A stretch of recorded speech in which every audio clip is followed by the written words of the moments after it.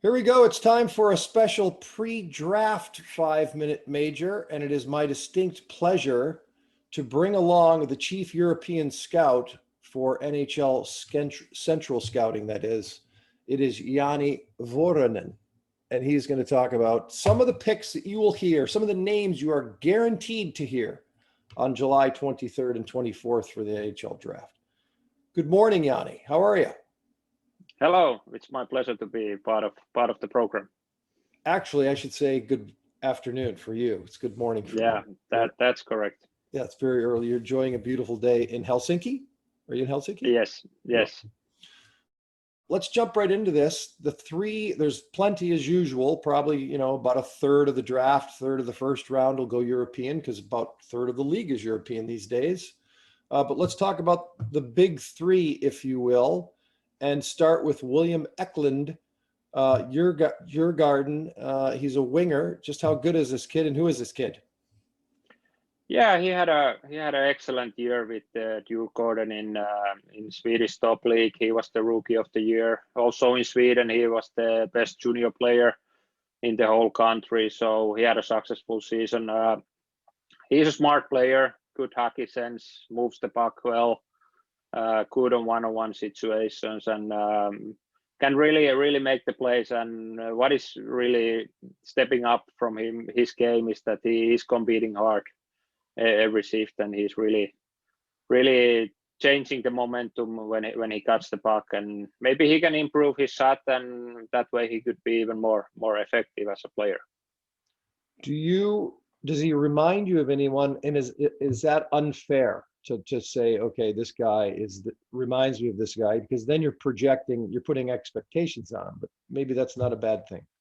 Yeah, I'm not usually the big fan of because usually the good players they make the name themselves, but maybe Mitch Marner is one guy. He reminds me, and of course, excellent player. If he can really be that good player, then it would be good for him. But maybe that's one guy to mention. If he lives up to his potential, it's a pretty nice comparison.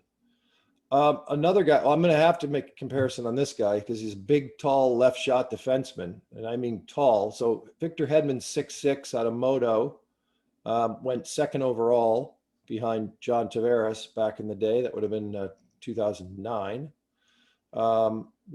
Simon Edvinsson is 6'4", maybe a little bigger than that, and he's a left shot defenseman. Is that right, from Frölunda? Yeah, he's very close on the player type to Victor Hedman.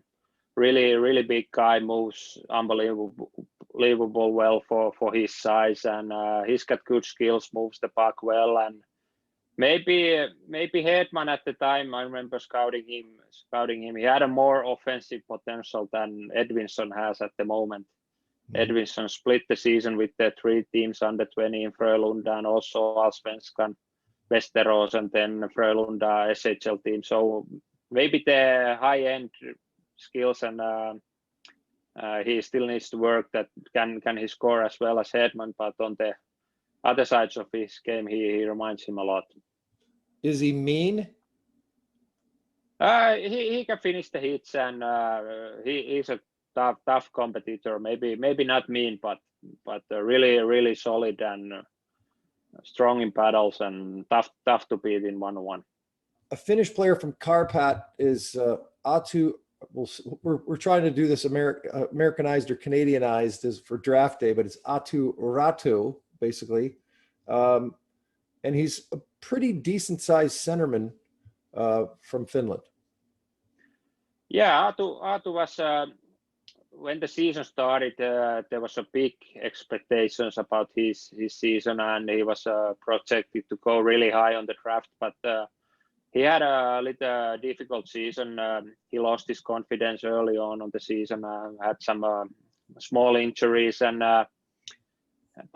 he really needed to work hard to get his game back going. And maybe in the later half he find his game a little bit, but couldn't score maybe as well as expected. That so basically the talent is there, but he needs to bounce back a little bit and find the way to deal the adversity he had this season. But he's got the great skills and good skating and hockey sense, and I think he will have a bright future. Sometimes young players, they have these difficult seasons, but I think Arto will come back hard for next year.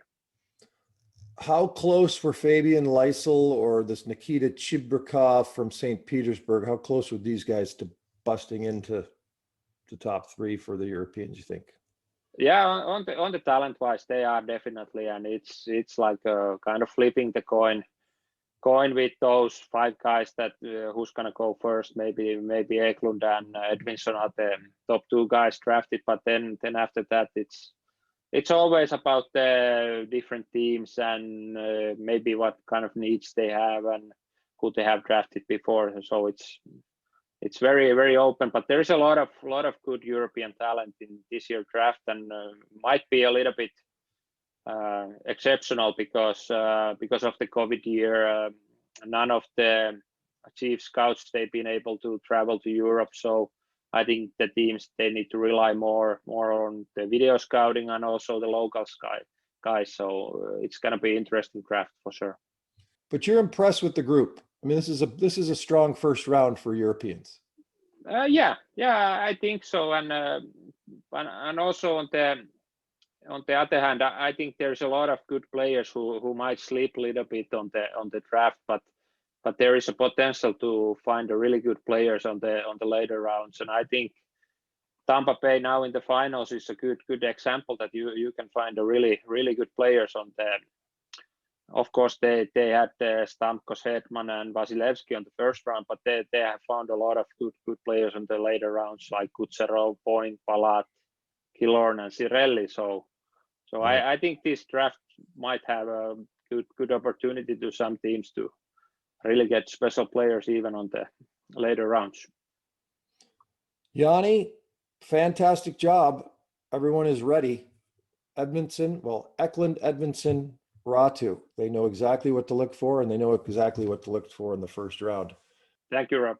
My pleasure to be part of the program.